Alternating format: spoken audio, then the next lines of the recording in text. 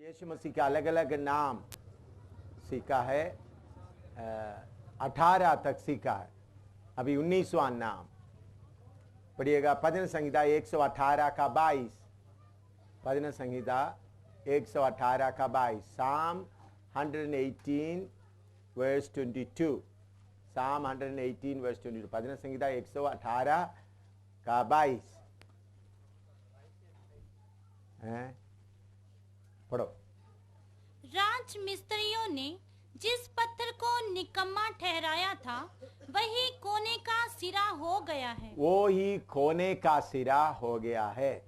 इसके साथ एफेसी 2 का 20 पढ़िएगा। एफेसी 2 का 20। एफेसियंस 2:20। एफेसियंस 2:20। एफेसी 2 का 20। और प्रेरितों और भविष्यद्वक्ताओं की नींव पर जिसके कोने का पत्थर मसीह यीशु स्वयं ही है। तो प्रभु यीशु मसीह का अगला नाम है कॉर्नरस्टोन या कोने का पत्थर। वह कौन सा नंबर है ये? 19वां नाम। प्रभु यीशु मसीह का पदवी या नाम कॉर्नरस्टोन।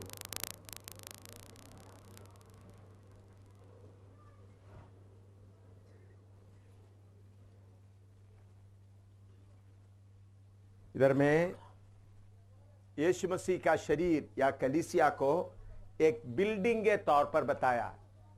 यीशु मसीह के कलीसिया को हम देखते समय में कई जगह में बिल्डिंग के तौर पर बताया है, कई जगह में एक शरीर के तौर पर। सिर्फ प्रभु यीशु मसीह है, बाकी अंग है। इधर में कलीसिया को एक मकान के तौर पर बताया। उस मकान का कॉर्नरस्टोन कौन है? प्रभु यीशु मसीह। तो इसलिए यीशु मसीह का 19वां नाम क्या है? कॉर्नरस्टोन या हिंदी में कोने का पत्थर। लिखो। पहला पतरस 2 का 4 से 7 तक। 1 Peter chapter 2 verse 4 to 7। उसके पास आकर जिसे मनुष्यों ने तो निकम्मा ठहराया, परंतु परमेश्वर के निकट चुना हुआ और बहुमूल्य जीवता पत्थर है।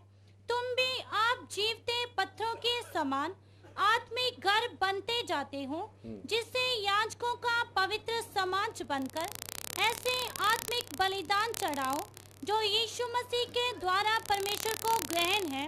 इस कारण पवित्र शास्त्र में भी आया है, देखो मैं सियोन में कोने के सिरे का चुना हुआ और बहुमूल्य पत्थर धरता हूँ। सियोन में चुना हुआ बहुमूल्य पत्थर डालता हूँ। हाँ।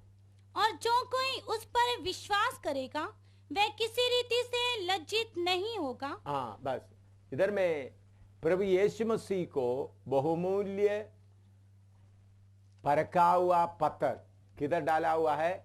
सियोन में। उनके साथ हम सबको भी जैसा यीशु मसीह कोने का पत्थर है, तो उस पवित्र भवन या कलीसिया का पत्थर आप और मैं। कोने का पत्थर कौन है? प्रभु यीशु मसीह। इधर बैठे हुए बपतिस्मा लिया हुआ एक एक कौन है? परखा हुआ एक एक पत्थर है। प्रभु यीशु मसीह कोने का पत्थर, हर एक विश्वासी कौन है? उनके साथ बनाया हुआ एक एक पत्थर है। अभी कोने का पत्थर, परखा हुआ पत्थर पढ़िए। यशायाह 28 का 16। आइसिया 28:16। यशायाह 28 का 16। यशायाह 28 का 16 या आइसिया 28:16। इसलिए प्रभु यहोवा यूं कहता है, हाँ। देखो मैंने सियोन में नींव का एक पत्थर रखा है। नींव का एक पत्थर रखा है। एक परखा हुआ पत्थर, परखा हुआ पत्थर, कोने का अनमोल हाँ। और अति दृढ़ नींव के योग्य पत्थर, और जो कोई विश्वास रखे वह उतावली ना करेगा। हाँ, इधर में लिखा है सियोन में डाला हुआ पत्थर। कौन सा पत्थर है? परखा हुआ पत्थर। तो सियोन में डाला हुआ पत्थर परखा हुआ पत्थर है, तो जो लोग इस मकान में आते हैं उनको सबको परखना जरूरी है। परखा हुआ पत्री इस कलीसिया में, यह है नया यरूशलेम में असली कलीसिया, यह है कलीसिया। इस कलीसिया का कोने का पत्थर कौन है? प्रभु यीशु मसीह। तो उसका बाकी सारे प्रभु यीशु मसीह परखा हुआ पत्थर है, तो बाकी सब भी कौन सा पत्थर होना चाहिए? परखा हुआ पत्थर। तो यीशु मसीह के बारे में हम पढ़ते हैं, पिछले दिनों में भी पढ़ा, इब्रानी 5 का 7 से 9 तक पढ़िएगा। इब्रानी 5 का 7 से 9।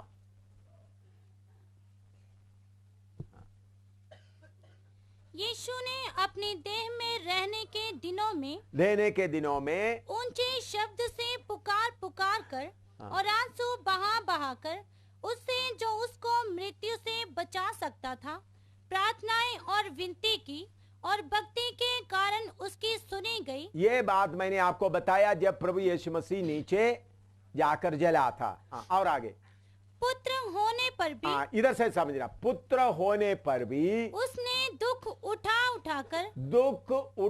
उठाकर आज्ञा माननी सीखी। और नीचे, और सिद्ध बनकर अपने सब आज्ञा मानने वालों के लिए सदा काल के उद्धार का कारण हो गया। देखिए, पुत्र होने पर भी दुख उठाकर आज्ञा मानना सीखा। हम यीशु मसीह के बारे में देखते हैं, जब यीशु मसीह मनुष्य के तौर पर जन्म लिया, 29 साल तक अपना मां बाप के अधीन में रहा। कारपेंटर का काम, या हिंदी में क्या बोलते, बढ़ई का काम करता रहा। तरखान का काम करता रहा। दुख उठाकर आज्ञा मानना सीखा। प्रभु यीशु मसीह दुख उठाकर आज्ञा मानना है, तो हमको भी आज्ञा मानने के लिए क्या करना पड़ेगा? दुख उठाना पड़ेगा। हमारे रास्ते में दुख है। आज दिन में मैंने आपको पढ़कर सुनाया था, प्रभु यीशु मसीह बोला दुनिया में तुमको क्या होगा? क्लेश होगा। कुछ विश्वासी लोग उस समय नहीं आया, तो इसलिए वो वचन यूहन्ना सुसमाचार, तो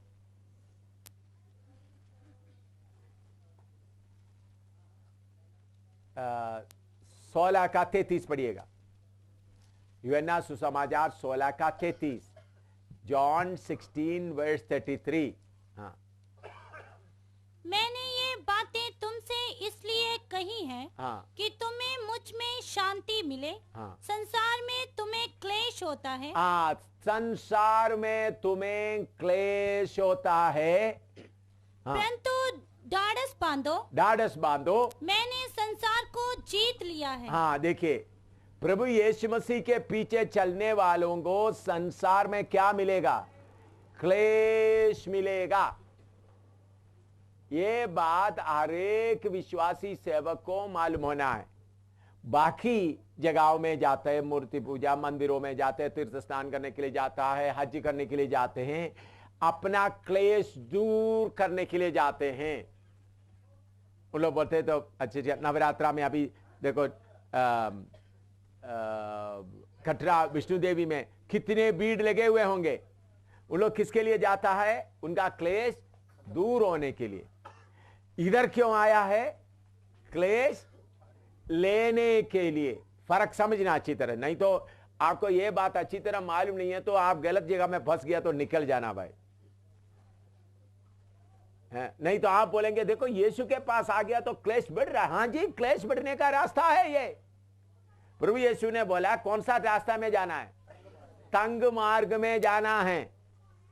खुला चौड़ा मार्ग में बहुत लोग जाता है, लेकिन जीवन का मार्ग कौन सा है? तंग मार्ग। तो प्रभु यीशु मसीह के पास आने से आपको क्लेश मिलेगा करके पहले आपका मन में रहना है। घर से क्लेश मिलेगा, रिश्तेदारों से क्लेश मिलेगा, बरादरी से क्लेश मिलेगा, मोहल्ले से भी लोग निकालेंगे। ये बात पहले मन में तैयार रखना। इसलिए प्रभु यीशु मसीह ने बोला बैठ करके हिसाब कर लें, जब तक सब चीजें ना त्यागेगा मेरा चेला नहीं हो सकता। इसलिए बैठ कर हिसाब कर ले।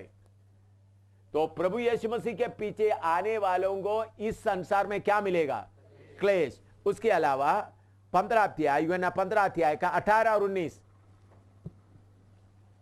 15 का 18 और 19। यदि संसार तुमसे बैर रखता है, संसार तुम्हें वैर रखता है, तो तुम जानते हो कि उसने तुमसे पहले मुझसे बैर रखा। हाँ, यदि तुम संसार के होते, यदि तुम संसार के होते तो संसार अपनों से प्रेम रखता, संसार अपनों से प्रेम रखता, परंतु इस कारण कि तुम संसार के नहीं वरन मैंने तुम्हें संसार में से चुन लिया है, हाँ, इसीलिए संसार तुमसे बैर रखता है। हाँ, संसार तुमसे क्या करते हैं? बैर रखते हैं। तो आपको इस प्रभु का मार्ग के बारे में सही जानकारी नहीं है, तो बहुत सारा पास्टर लोग जो हमारे अलावा बाकी लोग बोलेंगे आओ चंगाई मिलेंगे, नौकरी मिलेंगे। आप लोग सोचें उधर में गया, चंगाई मिल गया, नौकरी मिल गया, खुशी खुशी रहा, वो एक अच्छा मार्ग है भाई। उधर में जाओ, आपको सब कुछ मिलेगा। उन लोग जो बोलता है चंगाई भी मिलेगा, नौकरी भी मिलेगा, पैसा भी मिल जाएगा, लकी ड्रॉप भी मिलेगा, बहुत कुछ आपको मिलेगा। लेकिन हमारे पास आया तो इसी मुताबिक टूटा फूटा मकान में रहना पड़ेगा, कभी भागना पड़ेगा, और हो सकते आपको कर को भी जलाया जाए। यह बात अच्छी तरह समझना, नहीं तो फिर बाद में आप बोलेगा देखो आप पहले क्यों नहीं बताया। पहले क्यों बताते तो हम एक इस झंझट में आकर नहीं फंसते। हमने सोचा यीशु मसीह के पीछे आएगा तो सारे दुख दूर होगा, सारे बीमारी दूर होगा, सारे परेशानी दूर होगा। क्योंकि आपका आदत बहुत बदल गई है। पहले आप झगड़ा नहीं करते थे, पहले झगड़ा करते थे, अभी झगड़ा नहीं करता, झूठ नहीं बोलते, झूठ बोलते थे, अभी झूठ नहीं बोलता, आप थोड़ा पवित्र हो गया। तो आपका हिसाब में सब क्या होना चाहिए? अच्छा होना चाहिए। लेकिन मेरे प्यारों, इधर में सीधा उल्टा है। जब से आप प्रभु में आया, आपका कष्ट बढ़ेगा, आपका दुख बढ़ेगा, आपका परेशानी बढ़ेगा। प्रभु यीशु ने बोला मैं घर में क्या करने आया? तलवार भेजने आया। शांति के लिए नहीं आया, बल्कि क्या है? और प्रभु यीशु ने बोला करी के लोग तुम्हारा क्या होंगे? वैरी होंगे। तो शायद आपने यीशु मसीह के बारे में इधर उधर सुना, तो ऐसा नहीं होगा शांति शांति, आशीष आशीष, चंगाई चंगाई, यही सुना होगा। आपने सुना है लूका 12 का, मैंने इधर पढ़ा है लेकिन फिर भी और एक बार पढ़कर सुनाता हूं। लूका 12 का 51 से लेकर 53 तक पढ़िएगा। Look 12:51 to 53, 12:51 to 53। हाँ पढ़ो। क्या तुम समझते हो कि मैं पृथ्वी पर मिलाप कराने आया हूँ? हाँ। मैं तुमसे कहता हूँ नहीं, वरन अलग कराने आया हूँ। मिलाप कराने नहीं, बल्कि किसके लिए आया? घर में तोड़-फोड़ करने आया हूँ। हाँ, क्योंकि अब से एक घर में 5 जन आपस में विरोध रखेंगे। एक घर में आपस में 5 लोग विरोध रखेंगे। हाँ, 3 2 से, 3 2 से, और 2 3 से, हाँ, पिता पुत्र से, हाँ, और पुत्र पिता से विरोध रखेगा। हाँ, माँ बेटी से, हाँ, और बेटी माँ से, सास बहू से, और बहू सास से विरोध रखेगी। देखिए प्रभु यीशु के पीछे जाएगा तो भाई आपका घर में आप झगड़ा को क्या कर रहा है? हाँ, मेरे घर में झगड़ा आ जाए। घर में शांति था, प्रभु यीशु आने के बाद क्या हो जाएगा? घर में शांति नहीं होगा, झगड़ा होगा। मैं आपको अच्छी तरह बताता हूं। आप सेवक लोग बाकी लोगों को बताते समय में भी अगर आप लोग अनजाने में चलो भाई यीशु के पास आएगा तो उसके झगड़ा दूर हो जाएगा, दुष्ट दूर हो जाएगा, बीमारी दूर हो जाएगा, तो लोग सोचे चलो भाई इतना दूर तक कटरा तक क्यों जाना है, हरिद्वार तक क्यों जाना है, इलाहाबाद तक क्यों जाना है, इधर ही नाम ले लो, सारे काम इधर ही हो जाएगा। आप पूरी बात नहीं बोलेगा तो उन लोग सोचे भाई अमरनाथ तक क्यों जाना, कटरा तक क्यों जाना है, हरिद्वार क्यों जाना है, इलाहाबाद तक क्यों जाना, इधर ही बैठकर क्या करें, हज करने के लिए मक्का मदीना तक क्यों जाना, इधर ही बैठकर क्या करो, नाम लो, सारे का पैसा भी बच गया, काम भी हो गया। भाई ऐसा नहीं, यीशु के पीछे जाएगा तो मुसीबत कष्ट परेशानी होगा। हाँ, मत्ती 10वां अध्याय में पढ़िएगा, मत्ती 10 उसका 34 से पढ़िएगा, 34 से 37 तक। ये ना समझो कि मैं पृथ्वी पर मिलाप कराने आया हूँ। ये ना समझो मैं पृथ्वी में मिलाप कराने आया हूँ। मैं मिलाप कराने नहीं, हाँ, पर तलवार चलवाने झगड़ा आया हूँ। डालने आया है, तलवार चलाने आया है। हाँ, हाँ, मैं तो आया हूँ हाँ, कि मनुष्य को उसके पिता से पिता से, और बेटी को उसकी माँ से बेटी को अपना माँ से, और बहू को उसकी सास से अलग कर दूं। हाँ, मनुष्य के बैरी उसके घर ही के लोग होंगे। मनुष्य के वैरी उसके करी के लोग हैं। भाई समझ गया? यीशु के पीछे निकलने से आप सोचते थे घर में शांति होगा। आप लोग सोचते मेरा बेटा भी उद्धार पाए और बेटी भी उद्धार पाए, मतलब सब मिलकर, तो नशा का पैसा भी बच गया, शराब की पैसा बच गया, फिल्म का भी पैसा बच गया, इधर उधर का बच गया, तो सब मिलकर के गीत गाए, यीशु का गीत गाए, घर में आमदनी भी बढ़ गया। हालेलुया, स्वर्ग में जाए। भाई ये नहीं, ये उल्टा सवाल है, उल्टा बात है। घर में क्या होगा? झगड़ा होगा, करी के लोग दुश्मन होंगे। हाँ, पहला प्रेरितों का काम 14 अध्याय 14 का 22 पढ़िएगा, 14 का 22। और चेलों के मन को स्थिर करते रहे, चेलों के मन को स्थिर करते रहे, और ये उपदेश देते थे। क्या उपदेश? पहला सदी में उपदेश देते थे कि विश्वास में बने रहो, विश्वास में बने रहो, और ये कहते थे, ये कहते थे हमें बड़े क्लेश उठाकर, बड़े क्लेश उठाकर परमेश्वर के राज्य में प्रवेश करना होगा। आजकल का बड़ा बड़ा प्रचारक लोग क्या बोलता है? आ जाओ, चंगाई मिल जाएगा, आ जाओ, घर का बीमारी दूर हो जाएगा, परेशानी दूर, आ जाओ। हम लोग दोनों हाथ ऊपर करके चलो भाई, चल जाता है। लेकिन पहले सदी में प्रचार कौन सा था? कौन सा उपदेश देता? दोबारा पढ़ो, दोबारा पढ़ो। और चेलों के मन को स्थिर करते रहे, चेलों का मन को स्थिर करते रहे, और ये उपदेश देते थे। कौन सा? ये उपदेश देते थे कि विश्वास में बने रहो, विश्वास में बने रहो, और ये कहते थे, ये कहते थे हमें बड़े क्लेश उठाकर, हमें बड़े क्लेश उठाकर परमेश्वर के राज्य में प्रवेश करना होगा। बड़े क्लेश उठाकर परमेश्वर का राज्य में प्रवेश करना होगा। जम्मू में ये प्रचार करने वाला सिर्फ हम ही लोग होंगे, बाकी सब ये प्रचार करते हैं, मुझे मालूम नहीं है।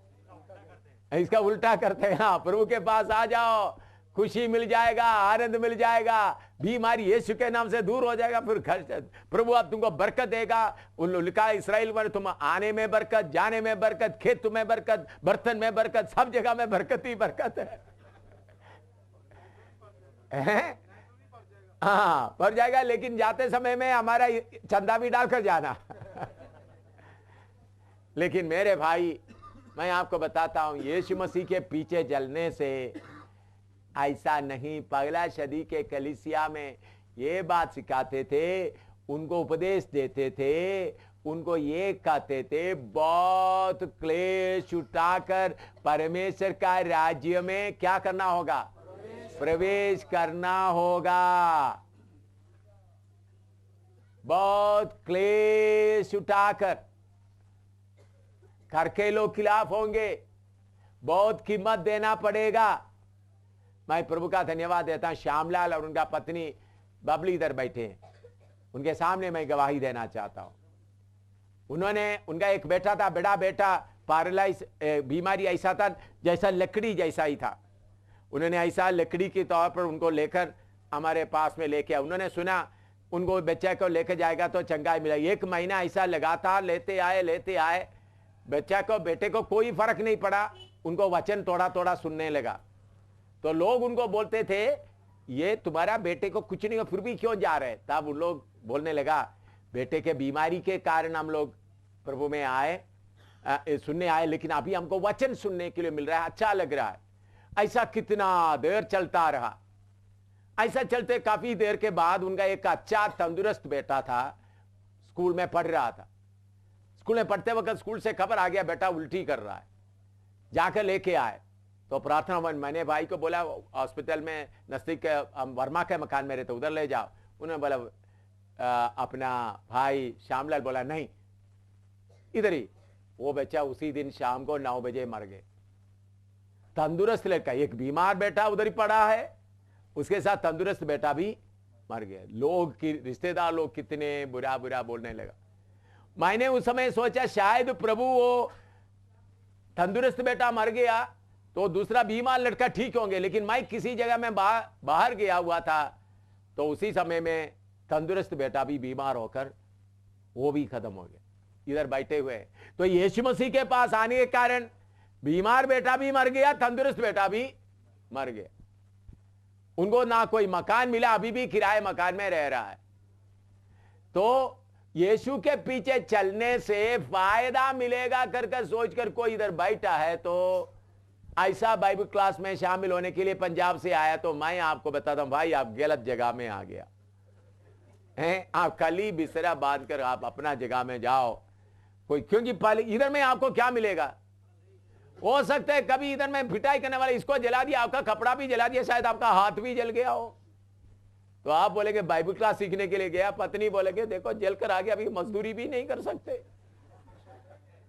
ऐसा ही होंगे, शायद आपका पाव तोड़ दिया होगा, लंगड़ा लंगड़ा जाएंगे। तो ये कीमत देने के लिए तैयार होना है। ऐसा ही लोग ही बैठे। ये यीशु ने बोला मुझ में तुमको शांति मिलेगा। इसका दूसरी बात है अगर हम ऐसा कीमत देकर तैयार होगा तो ये पृथ्वी नाश होगा, इधर में देखने वाला सब चीजें नाश होगा, नया शरीर के साथ प्रभु के साथ युगान युग तक वास करेंगे। ये एक उम्मीद है। ये धरती का रिश्तेदारी थोड़ी देर के लिए है, मकान थोड़ी देर के लिए, बैंक का पैसा थोड़ी देर के लिए, इस दुनिया का सारे, इस संसार का मनुष्य का सारे शोभा, पहला पत्रुस में पढ़िएगा, पहला पत्रुस, मनुष्य का सारा शोभा क्या है। 1:24 पढ़िएगा, पहला पत्रुस 1:24। क्योंकि हर एक प्राणी घास के समान है, हर एक प्राणी घास के समान है और उसकी सारी शोभा घास के फूल के समान है। उनकी सारी शोभा, बड़ा नौकरी, बड़ा स्थान, बड़ा सिंहासन, मिनिस्टर, प्राइम मिनिस्टर या बड़ा पॉलिटिकल लीडर, ये सब किसके समान है? घास की फूल के समान। दोबारा पढ़ो। हर एक प्राणी घास के समान है, हर एक प्राणी घास के समान है और उसकी सारी शोभा घास के फूल के समान है। घास की फूल की समान है।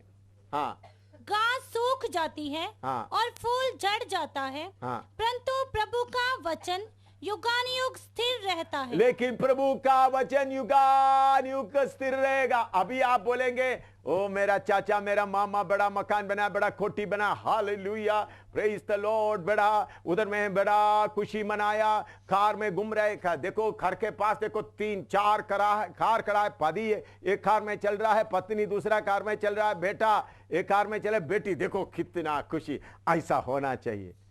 लेकिन भाई जब मौत आकर दरवाजे में खटखट आएगा, कार उधर ही पड़ा रहेगा और कोई चलाएगा, मकान में और कोई आकर रहेगा। ये बात समझना है। याकूब 4 का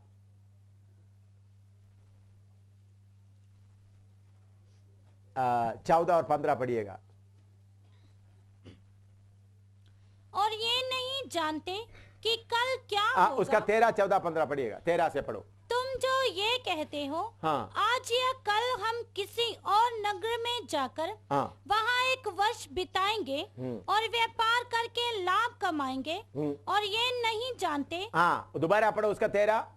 तुम जो ये कहते हो, तुम जो ये कहते हो, आज या कल हम किसी और नगर में जाकर आज और कल किसी और नगर में जाकर वहाँ एक वर्ष बिताएंगे वहां एक वर्ष बिताएंगे और व्यापार करके लाभ कमाएंगे और ये नहीं जानते कि कल क्या होगा, ये नहीं जानते। सुन तो लो तुम्हारा जीवन है ही क्या। हाँ, अच्छी तरह सुन लो, जो खुशी चाहने वाला सुन लो, तुम्हारा जीवन भी है क्या है। हाँ, तुम तो बाप के समान हो, तुम भी बाप के समान हो, जो थोड़ी देर दिखाई देती है, हाँ, फिर लोप हो जाती है। देखिए, पानी स्टोव में रखकर या चूल्हे में रखकर उबालते समय उसके ऊपर क्या दिखता है? बाप। थोड़ी देर के बाद कहाँ है? लोप हो जाए। मनुष्य का जीवन यही है। मनुष्य के जीवन एक छाया की तरह है। इस बात के ऊपर ध्यान ना देते हुए पैसा कमाने में, इज्जत कमाने में रहेगा। आप बरादरी में आपका भाई बहनों के साथ में बड़ा इज्जत ले लिया तो आप जब मर के आपका शरीर उधर पड़ा तो लोग बोले, वो तो रोते रोते बोलेंगे, देखो हमारा अच्छा आदमी था, मर गया, चले गया, रोएंगे। लेकिन थोड़ी देर के बाद बोलेंगे, भाई ले जाओ, जलाओ, नहीं तो बदबू आएगा। जलते समय में चलो मैं भी तुम्हारे साथ जलता हूं करके नहीं बोलता, चलो उनको भेज दो। ये बात, ये सच्चाई सब जाने। ये सच्चाई जानने का मुश्किल है तो थोड़ी देर गवर्नमेंट मेडिकल कॉलेज में थोड़ी देर रहो, फिर स्मशान घाट में आकर थोड़ी देर रहकर देख लो मनुष्य का जीवन है क्या। मनुष्य इज्जत का नशा में पड़ा हुआ है, धन दौलत का नशा में पड़ा हुआ। इज्जत का नशा लग गया, धन दौलत का नशा लग गया, नाम का नशा लग गया, लेकिन मौत का घंटी बजेगा तब नशा उतर जाएगा। तब तक ये नशा में पड़ा रहेगा। लेकिन जीते ही अगर असलियत को पकड़ेगा, सर्वशक्तिमान परमेश्वर के पीछे जाएगा तो इस धरती नाश होते वक्त युगानुयुग तक प्रभु के साथ वास करेंगे। इसलिए स्वर्ग में कौन जाएगा? इस संसार का लालच, संसार का धन दौलत, संसार का बरादरी, संसार का पैसा, संसार का इज्जत को जो त्यागना चाहता है वो ही जाएगा उधर। ये बात अच्छी तरह समझना। ये नहीं आप सोचे इधर ये भी मिल जाए, वो भाई दोनों में आप लटक नहीं सकता। चाहे तो ये लो नहीं तो वो लो। सियोन में जाने वालों को बहुत कष्ट में जाना पड़ेगा। क्यों? आपको परख कर आपके अंदर का क्या होना है? पूरा गंदगी निकलना है। आज प्रभु का दास प्रमोद मुझे बोल रहा था, रेशमी एक इधर में मेडिकल कॉलेज में 4 साल का है, हर समय क्लास में नंबर 1 आती थी। आज प्रभु का दास बता, इस बार तो बिल्कुल फेल हो गया ना, बहुत फेल हो गया, रो रहे थे।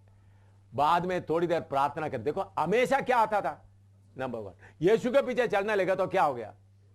बिल्कुल नीचे। उसके पहले कभी भी 3 साल से मेडिकल कॉलेज में पढ़ रहा है, हमेशा क्या है? फर्स्ट फर्स्ट फर्स्ट आती थी। अभी आया तो क्या? फेल। पहले रोन आया, फिर बाद में प्रभु का दास मेरे पास आकर वो बात नहीं बता, खुशी से आया, आनंद से आया। मैंने चेहरा में देखा तो चेहरा भी आनंद से चल रहा था। आपने उनको बताया होगा ये परख है। हालेलुया। मेरे प्यारों, सियोन में प्रभु यीशु मसीह के साथ सिंहासन में बैठना है तो कीमत देना होगा।